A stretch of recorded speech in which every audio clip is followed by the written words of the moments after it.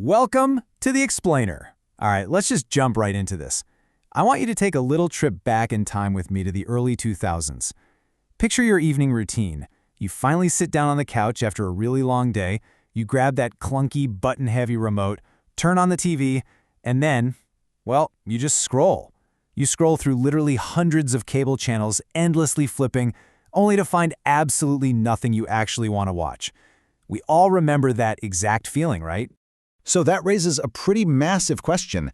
How did a DVD mailer kill TV? I mean, it's just such a fascinating business story. We're talking about an unavoidable, massively expensive cable monopoly that was completely, totally dismantled by a tiny company that nobody initially took seriously.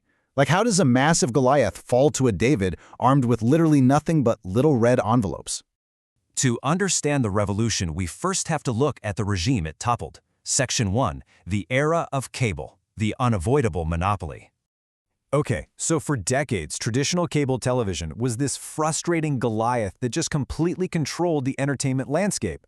These companies were raking in billions of dollars in profit every single year, all while offering a pretty terrible user experience simply because, well, nobody had a better alternative.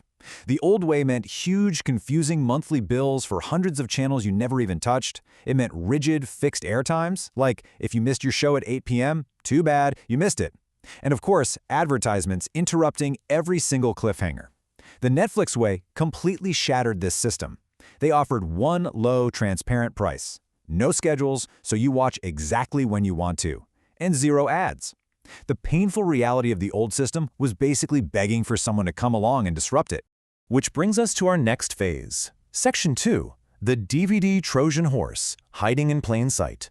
You see, when Netflix was founded back in 1997, it definitely wasn't the tech giant we know today. It was a highly strategic, methodical evolution. It was like a giant puzzle. They started by offering a surprisingly simple service, mailing DVDs. You just picked a movie online, and boom, it showed up in your mailbox. There were no late fees, no driving to the video store, and absolutely no stress. But that perfectly stress-free alternative to physical rentals, that was just step one. It laid the essential groundwork to eventually stream movies instantly and ultimately to make their own original shows. And that brings us to one of the biggest miscalculations in business history.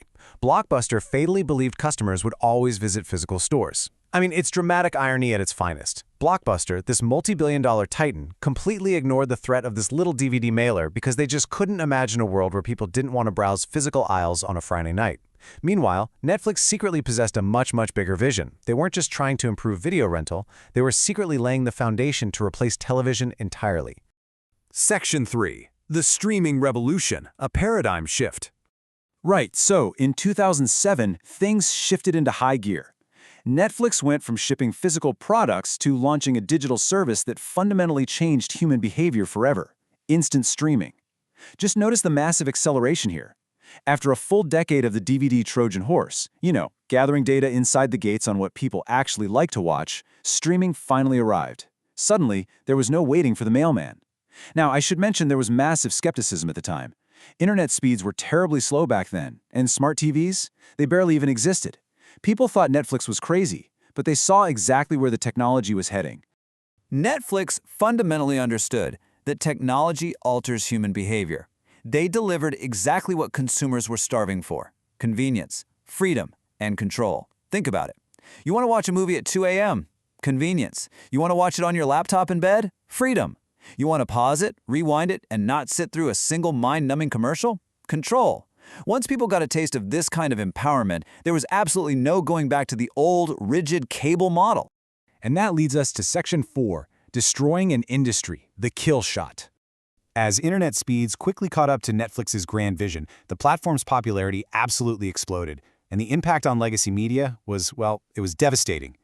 Netflix completely broke the traditional pricing model, triggering the massive cord-cutting phenomenon.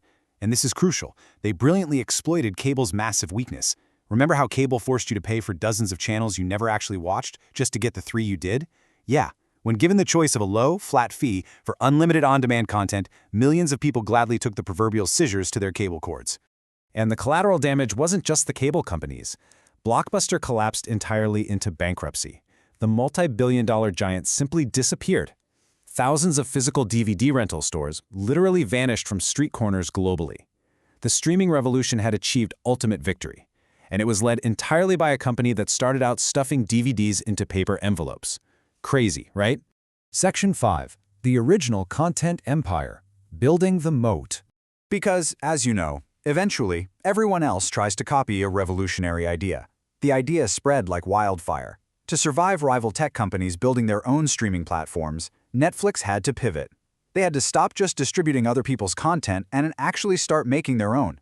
They engineered a global entertainment habit, shifting us entirely out of the old TV culture. Actually, scratch that. They didn't just shift it, they rewrote the rules. Instead of waiting for weekly episodes, Netflix dropped entire seasons instantly. Instead of relying on legacy network channels, they built global original empires with massive hits like Stranger Things, House of Cards, and Narcos. And perhaps the biggest behavioral shift of the whole shebang, they completely normalized staying up all night to binge watch. Which brings us to the final chapter, Section 6, Becoming the New Goliath, Full Circle. Now, the deeply ironic twist to this whole story is that massive, world-changing success has created an entirely new set of monumental challenges.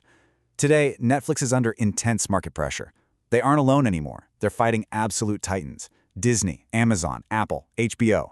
And to fund all those high-budget originals, well, that once low monthly price just keeps ticking upward. They've aggressively had to crack down on password sharing, and they're battling slowing subscriber growth simply because, well, they've already reached a huge portion of the people on Earth who even have a high-speed internet connection. So ultimately, Netflix is becoming the giant company it once disrupted. They completely changed how stories are created and how we spend our time. But to survive the brutal streaming wars that they started, they're facing the exact same legacy problems as the old cable companies. Rising costs to the consumer, frustrated subscribers, and an undeniable shift from being the scrappy underdog to the reigning, heavily scrutinized corporate Goliath. So I want to leave you with a pretty provocative question. Is Netflix destined to become exactly what it destroyed? It's just a fascinating cycle of business disruption to think about. A company that freed us from the rigid, expensive cable monopoly is now trying to maintain its own dominance in an increasingly fragmented, expensive streaming world.